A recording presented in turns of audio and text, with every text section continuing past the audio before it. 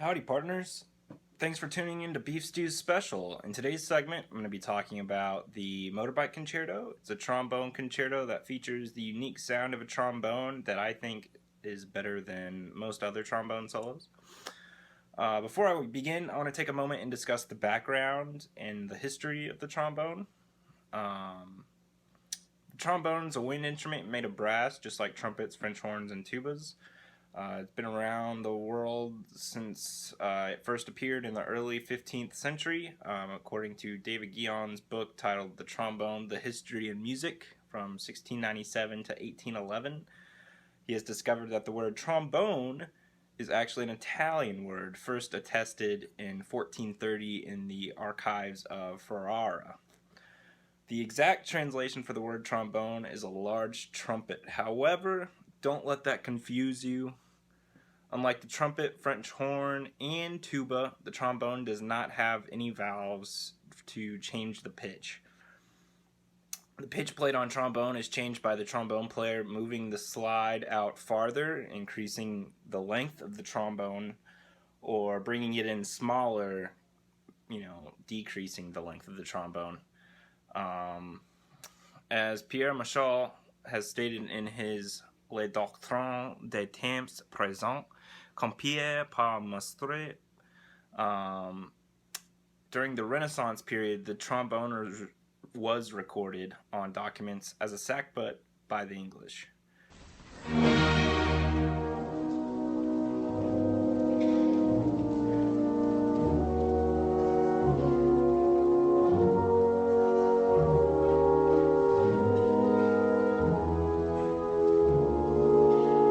But that was only the beginning. As the years passed on, the trombone has been used in the works of composers all over the world, and in many types of genres like ska, modern pop, classical music, jazz band, etc.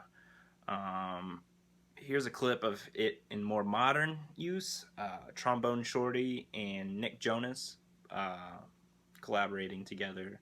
Trombone Shorty takes a solo. It's quite interesting. It incorporates a lot of jazz, but it also, fits Nick Jonas's popular songs. So take a listen real quick.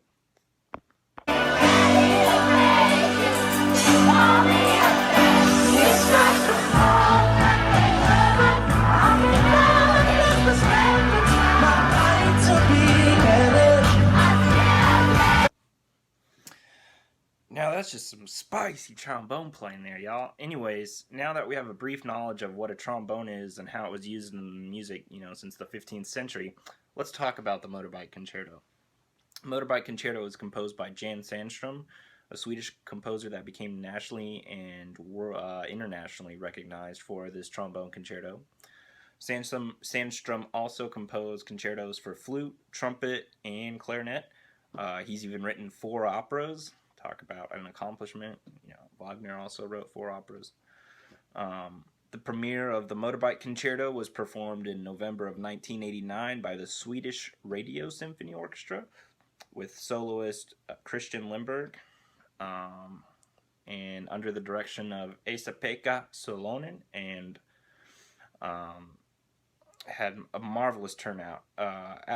So at the beginning of it, after the orchestra had tuned, the audience sat quietly, waiting for what would happen next. And suddenly they hear this loud motorcycle sound, and out rode Christian Lindberg in a red leather jumpsuit, and just riding this beautiful white motorbike. Give the man some credit, y'all. Like, a red leather suit. He's like born ready for the adventure that this piece is going to take you on. Unlike many concertos written for the trombone, this concerto, in my personal opinion, as a trombonist and just a lover of music, is the most active concerto for the trombone that truly focuses on both the visual and the aural aspects of the piece and the trombone. What makes the piece even better, though, than like your standard solos like the David Concertino and the Grandal, perhaps, is that it takes you on a journey around the world. Um, you can compare it to Richard Strauss's Alpine Symphony, which takes you, um, you know, to the Alps, and you get to experience what it's like to climb a mountain and climb back down. But instead, what Sandstrom does here is he takes you to continents like Australia and Europe and the North American continent with the Everglades in Florida. Um, all of this, and he connects every single one of those places with sounds of a motorcycle, so that you know that this is about traveling. The concerto is divided into five sections.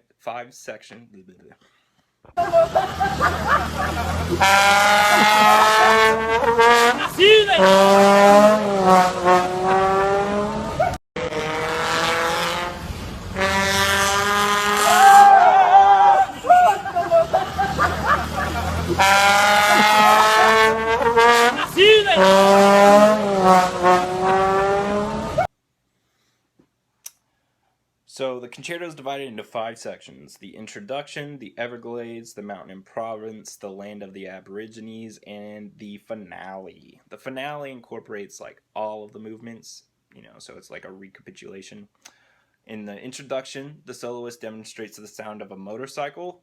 Now, the introduction of the concerto begins with the orchestra playing eerie chords that descend lower and lower. Suddenly, the trombone enters with a dramatic descending glissando. A glissando on the trombone is simply just extending the slide as you're blowing the air to make the pitch. These glissandos occur both ascending and descending, to sound like someone is changing gears while driving a motorcycle. The soloist controls the extreme dynamic changes to portray the distance of the motorcycle as well. So if he's louder, he's like closer to, the context of what the person is imagining throughout the journey. And if he's farther away, he's, that resembles even more distance from the person listening. The second section, the Everglades, begins with the trombone soloist using a plunger mute. Basically, what a plunger mute does is helps darken the sound of the trombone, and you get this wah-wah effect. This kind of makes a unique sound that maybe imitates the wildlife of the Florida Everglades. And the plunger is exactly what you guys are thinking of. It's the same plunger that you would use for toilets. Hopefully trombone players know, well, that not to use the same plunger as what you use in your toilet. Gross, nobody wants that, let's be honest. And then at the same time, the soloist is using the woodwinds back up the soloist with several short phrases that don't line up to sound like the birds that would live in the Everglades. So all of these extraneous sounds that, don't have any rhythmic organization but are just there, because, bird sounds aren't organized, they're just random. The third section, the Mountain Province section, depicts a motorcycle race through the village of Gramade in southern France. At the same time as the motorcycle race is going on, there's also a Catholic procession. The trombone soloist begins the movement by once again playing several glissandos to connect to this next movement. And also to resemble the motorcycle gang that's racing through there. After a little bit of that back and forth interchange between the orchestra and the soloist, the trumpets finally come in and begin this procession with a 4-bar chorale that repeats over and over. Meanwhile, Sandstrom reminds the audience that there is still a lot going on in Gramade besides the Catholic procession with all of the jarring sound effects from the strings and percussion. So it's kind of strangely orchestrated, but you have all of the woodwinds and the strings playing really loudly with these jarring effects, like I said earlier, but you have the trumpets muted with a cup mute and straight mutes, and they're just playing this lovely chorale that maybe, something that Brahms would write. but it's just that like juxtaposition of different sound qualities that makes it interesting. Shortly after that, the trombone soloist returns back to the glissandos to transition again, because after all, remember, it's a journey, so and you can't get from point A to point B or to point C without some sort of transportation, aka the motorcycle. So now we move on to the land of the Aborigines, Australia. This is my favorite movement. The section begins with a trombone cadenza. In the cadenza, Sandstrom wants to highlight one of the most important instruments that the Aborigines have created, and that's the didgeridoo. The cadenza doesn't necessarily feature the trombonist playing a didgeridoo. He still plays trombone, but he plays unaccompanied while incorporating a fascinating technique called multiphonics. Multiphonics is in essence just playing, for trombone players, it's just playing a pitch while singing a pitch from your throat at the same time. This effect with irregular rhythms lets the interpretation by the performer help give the impression of what a didgeridoo sounds like. Here's a quick listen to that cadenza.